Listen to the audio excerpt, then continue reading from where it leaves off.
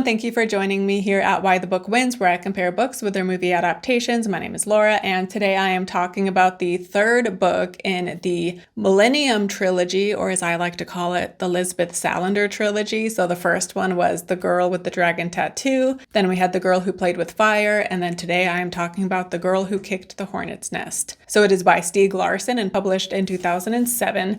The Swedish title for this is The Castle in the Air That Was Blown Up. So the only book that has the same title in English and Sweden is The Girl Who Played with Fire. But the movie is from 2009 and directed by Daniel Alfredson, who is the same man who directed The Girl Who Played with Fire. And so now that I have read all three books in the original trilogy, I would say that the first one was definitely my favorite. And the following two books, they just went in directions I hadn't expected, and they got more political than I expected. Because based on the first book, I thought that was going to be the basis for the following two books as well, and we would have Mikael and Salander teaming up to solve murders, solve mysteries. And I know that sounds kind of basic and generic, and so what he did end up doing with it was far more complex. And yet, I guess I kind of wish that it had been what I thought, where it's just them teaming up in every book, they're solving a different crime, right? And ultimately, this comes down to personal preference, because political intrigue and espionage and spies, that's just not my preferred thing to read about. And so therefore, I'm still glad I read these books, and I still did like them, and I love the character of Lisbeth, and I also do like Mikael. And yet, just political thrillers just aren't my preferred genre at the end of the day.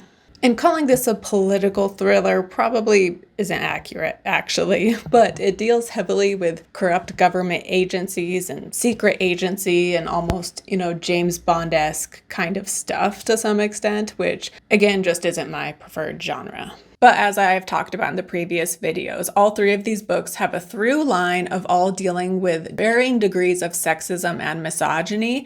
And I like that in this third book, we specifically hear about this with Mikael as well, because his sister ends up being the lawyer for Salander. And at one point, the sister tells Salander of Mikael, "My brother is completely irresponsible when it comes to relationships. He screws his way through life and doesn't seem to grasp how much it can hurt those women who think of him as more than a casual affair."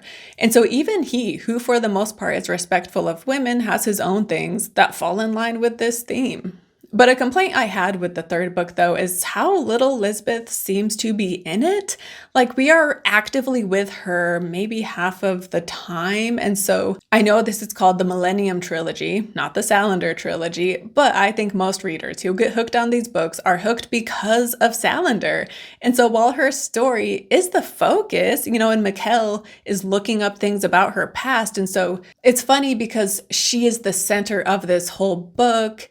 And yet we weren't actively with her as much as I would have liked. And there were so many other characters and so many other side plots going on. And I, for one, am here for Lisbeth. That is my number one reason for reading these books. And so that was a bit of a disappointment.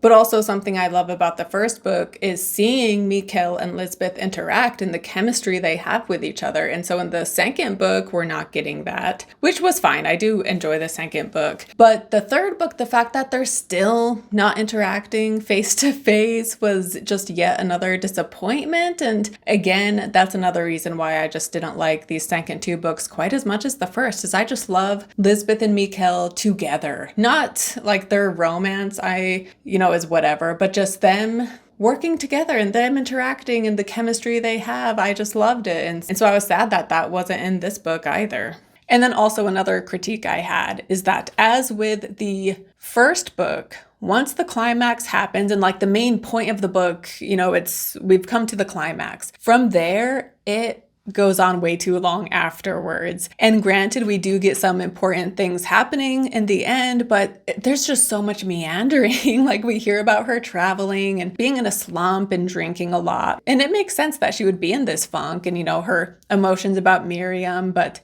yeah, it was just way too much meandering. And then also, like I said with the second book, this plot is so complicated and there are so many characters and there are so many side plots, some of which feed into the Salander story, but there was just a lot going on, so I feel like this could have been a bit more focused in some ways. But yeah, despite all of my critiques, I did enjoy this book. I am glad I read it. But yeah, out of the trilogy, I could definitely see myself rereading the first book. However, the following two, I kind of feel like once was good enough, to be honest. But from here on out, I will get into the details of the plot, which means we will have spoilers going forward. So this book and movie pick up right where book 2 left off, because book 2, it does not meander after the climax. Like, once Mikael finds Salander, the book ends right there. And so this one picks up right where that left off, with Salander being in the hospital getting surgery to get the bullet removed from her head. Also, by the way, after the second book, I thought that she had killed Zalachenko, her father, but apparently not. I don't know if that was an oversight on my part or if we were led to believe he died, but I thought he was dead. But turns out, no, he's not. He's in critical condition, but he too is brought to the hospital and he too is still alive. But we see that Salander's brain surgery goes well, and Mikael's sister, like I said, she becomes Salander's lawyer for the upcoming trial. But one day, while she is with Salander, an old man who we know is part of a secret government agency shows up and he kills Zalachenko, and then he tries to kill Salander as well, but Janini, the lawyer, she protects Salander. And then from here, this guy ends up killing himself. And so Zalachenko's killer, he is part of this clandestine government group that wanted him dead, Zalachenko dead, so that he wouldn't spill everything he knew about them, because Zalachenko was a Russian spy who they protected, even when it meant putting Salander's mom's life at risk and locking up young Lisbeth in institutions as a child. And as a child, the doctor who worked with them was a man named Teleborian, and he is a pervert who abuses Salander and makes up that she has all kinds of mental health issues. And Teleborian is part of the trial at the end, claiming that Salander is violent and mentally unwell and doesn't know truth from fantasy. But this is proven untrue, in part when they play the video evidence of Bierman raping Salander, because Teleborian was like, oh, clearly that's made up, and that story is evidence that she has no idea what's real and what's not. And so when they play the tape, there's no arguing with that evidence. But then also thanks to Mikael and his team, as well as some hackers that Salander knows, they find out that this guy is also a pedophile. And so ultimately they get all of this evidence against him, and he ends up being arrested at the end of the book and movie. And yeah, ultimately the trial ends in Salander's favor and she is acquitted. I think that was the word they used. And she is no longer under guardianship, which, by the way, her former guardian, the one who had a stroke, he is there at the trial helping Salander in the end in the book. However, he was not in the movie. But I did love some moments in the book when Janini is the one defending Salander, and she just points out the assumptions that are made about Salander in large part because of the sexism that the sexist lens they are viewing her through, but also just how they take everything from Salander's past and they skew it in a way that will suit the narrative they are trying to create for her. And so Janini just did a great job at pointing out, oh, so because she was arrested once for getting drunk as a teenager, you are therefore assuming all of these other crazy things. And Janini relates it to her own life being like, like I did drugs once when I was 16. Does that therefore mean that I am X, Y, and Z, whatever they're saying about Salander? There were just some great moments with Janini questioning Teleborian and others. And yeah, she was a great character. But the book is not over yet, because Ronald Niederman, Zalachenko's henchman and Salander's half-brother, is still a wanted person, and he has been wanting to kill Salander. And in the end, she sees in Zala's documents about a building that he had owned, which is now hers because he's dead. And so she goes to check it out, and turns out Niederman has been hanging out there, and so the two of them have a showdown. And she is in a position where she could kill him, but she instead chooses to send that biker ponytail guy from the second book. She calls him and sends him to find Niederman. And so they end up killing Niederman, but then she calls the cops on those guys. And so the cops end up showing up anyway. And so that is how things are wrapped up as far as he is concerned. And in the book, we read Salander's thought process when she's in a position where she can kill Niederman. And I really loved this because we read, She suddenly thought of Harriet Wenger, who had also been tormented by her father and her brother. She recalled the exchange she had with Mikeal Blomkvist when she had cursed Harriet Wenger in the harshest possible terms. It was Harriet Wenger's fault that her brother Martin had been allowed to go on murdering women year after year. "What would you do?" Blomkvist had said. "I'd kill him," she had said with a conviction that came from the depths of her cold soul. And now she was standing in exactly the same position in which Harriet Wenger had found herself. How many more women would Niederman kill if she let him go? She had the legal right of a citizen and was socially responsible for her actions. How many years of her life did she want to sacrifice? How many years had Harriet Wenger been willing to sacrifice? Suddenly, the nail gun felt too heavy for her to hold against his spine, even with both hands. And so I just love how we see Salander mature throughout the course of these books, right? And in this moment, she realizes that she had judged too harshly, judged Harriet too harshly. And also realizing, it's easy to say, oh, she should have killed him given the situation. But she realizes how even killing someone as horrible as Martin Wenger or Ronald Niederman, committing murder still does something to you as a person, right? And so she's having these realizations and realizing that this isn't the path she wants to go down, basically. And I do love it because she makes it so Niederman is still killed, but she doesn't do it herself, which, does say something about her. And I just loved her reflecting on Harriet Wenger and realizing that she had judged her too harshly. And in the movie, we see that she could have killed him, but doesn't. But we don't get all of the thought process that was going on in this moment the way we did in the book. But I also like the moment in the book after the trial when Janini tells Salander that she isn't sure she wants to continue representing her because even though the trial is done, there's still a lot of legal things going on. And so Janini isn't sure she wants to keep representing her. And we read, "Don't you want to be my lawyer?" Janini rubbed her eyes. After all the stress of the day, she felt utterly drained. She wanted to go home and have a shower. She wanted her husband to massage her back. "I don't know. You don't trust me, and I don't trust you. I have no desire to be drawn into a long process during which I encounter nothing but frustrating silence when I make a suggestion or want to discuss something." Salander said nothing for a long moment. I'm not good at relationships, but I do trust you." It sounded almost like an apology. "That may be, and it needn't be my problem if you're bad at relationships, but it does become my problem if I have to represent you." Silence. "Would you want me to go on being your lawyer?" Salander nodded. And so this comes up again later because after they have this conversation, she is trying to reach out to Salander, who has gone MIA. And she's like, "Oh, what the heck? I'm trying to contact you. You can't just disappear." And so I like it because, again, Salander is realizing, she's having someone tell her, these defense mechanisms you have built up, you built them up for a good reason, right? Because of the abuse she went through. But Janini is pointing out, this may have served you well in the past in certain situations, but this is also harming you because it's preventing good people from wanting to be around and to help you because you just shut them out. And then we also read how all of the different people who come to her aid during this trial and how she doesn't like feeling indebted to them. And so we see here too that one of the reasons Salander is a lone wolf is because she doesn't want the obligation that comes with friendship. And she wants to continue being a selfish person, basically. And so I love the character of Salander and I love her personality. And yet I also like that she is realizing that certain ways in which she deals with things aren't mature and they aren't helping her. And maybe she needs to change some of the things she's been doing.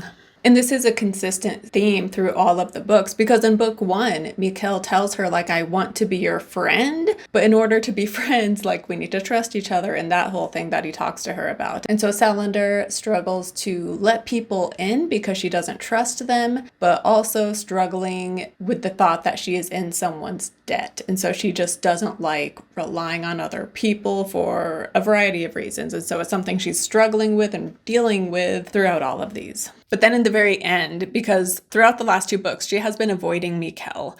They have talked online, but they haven't seen each other in person, and she has purposefully been avoiding him. But in the book, he shows up at her apartment and she lets him in, not to have a romantic relationship, but to have a friendship. And this seems to signify her change not only with him, but being open to allow others in as well, and being willing to take on the responsibility and obligations that come with friendship. And we do see him show up to her apartment in the movie as well, and they do have, a pleasant exchange, but she doesn't let him in, and then we get a lingering exterior shot of the city before the credits rolled. And this was fine in the movie, but I did like in the book how he shows up at her apartment unexpected, and he even has bagels with him, which was the case when he first met her in the first book. And so I just love the symmetry of this in the book with how he shows up, and it's so similar to the first book. And so, yeah, I just really liked this ending in the book with him showing up and her letting him in. But speaking of Mikael, in the book and movie, he begins to work with a woman named Monica, who works for this other agency that is trying to figure things out with that super secret agency. And in the book, the two of them begin sleeping with each other, because we cannot forget that in the books, specifically, not the movies, but in the books, Mikael is absolutely irresistible to every woman he comes in contact with. And so the two of them, of course, began sleeping together. However, this is different because the two of them actually begin to fall in love. And he also seems to be planning to stop his intimate relationship with Erika in order to maintain a relationship with Monica, which is a huge deal for him. And I liked, again, how we see that Mikael isn't perfect and he has flaws. And in the movie, we get a great scene where we see him steamroll a lead that another guy had found, and just how he kind of has a hero complex. Like, he always wants to be at the center of things, and he wants to be to come in and save the day. And because he's an author insert, and because previously he had come across as like this awesome guy who has no major flaws, it was nice to see him appear a bit more human in this book and movie. But then also I need to talk about Erika, because she has this whole subplot in the book where she is offered a high position to head this other publication that is a big deal. So she quits Millennium and starts working over there. However, she starts getting threatening emails and other things, like they attack her home. But through Lisbeth's hacking, she is able to tell Erika who the stalker is. And it turns out to be a guy who works at the publication who has been so kind to her. And so she's totally like, wait, what?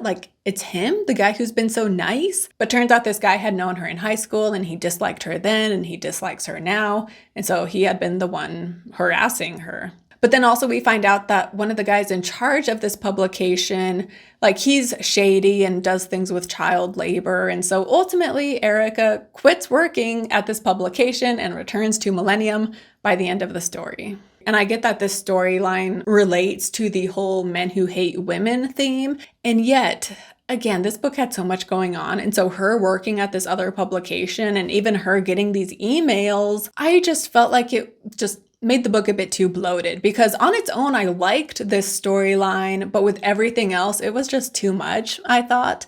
Although I did like hearing about the security officer from Milton who comes to protect Erika. And I liked her backstory because we hear that she first became a cop because her desire was to prevent women from being attacked. However, she realizes that as a cop, there's so little that she can do, and that often cops are called after the fact. And so she's actually not stopping anything. And so that is when she then quits to become a security person. That way she can be there and stop things before they take place. And yeah, I thought she was a fantastic character. And with these last two movies, I will say they do a good job at trimming the fat and, getting the storyline to be a bit more focused than the books were, because they do not have Erika going to work at another publication. So that subplot is gone. However, she is getting threatening emails, but they were related to the agency that was trying to make, they planted drugs in Mikael's apartment. This happened in the book as well. And then they try to kill Mikael. However, it doesn't go well. And in the movie, these guys were the ones who had been sending the emails. But so they included her getting threatening emails, but they changed who was sending them. But just a couple other things I wanted to mention. So in the book and movie, I loved the doctor who does the surgery on Lisbeth. And then afterwards, he is just someone who is on her side, and he helps her out by getting her a Palm computer thing. And he also protects her from Teleborian, even though he knows nothing about Teleborian. He just instinctively doesn't trust him. But he also just wants to protect Lisbeth from having to see anyone, really. He doesn't let cops in to see her either. And yeah, he was great in the movie and he was great in the book, and I just loved him as a character. And then also, like I said, in the book, Lisbeth reconnects with Miriam Wu. So Miriam had been living in France to get away from all of the drama that had happened in the previous book. And so Lisbeth had avoided reaching out to her because she assumed that Miriam would be upset with her. But thanks to this accountant guy she is encouraged to go see Miriam.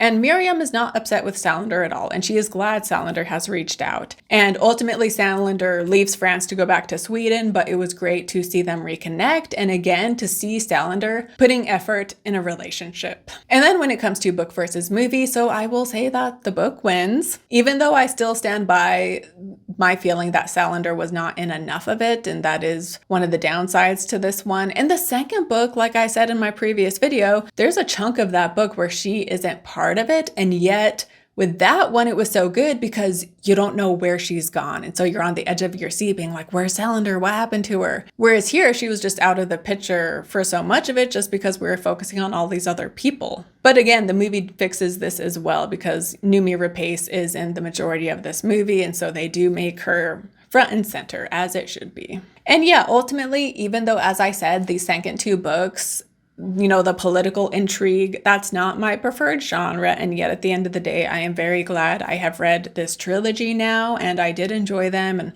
I still love the character of Lisbeth Salander. And I also, like I said, I really love the character arc we see her go through in the end, because in the end, she's still Lisbeth, right? She hasn't you don't feel like the author has made her someone entirely different than who she was. But I think she does mature and progress in a positive way that feels realistic for her as a character. So I feel like Stieg Larsson stayed true to who she was, even though she has these moments, these realizations where maybe she needs to change some things in her life. But yeah, thank you so much for those who have been following along with these videos on Lisbeth Salander, the Millennium Trilogy. I hope you have enjoyed joining me on this journey. And don't forget to share your thoughts down below in the comments. And don't forget to like and subscribe if you have not already. And I will see you next time. Bye.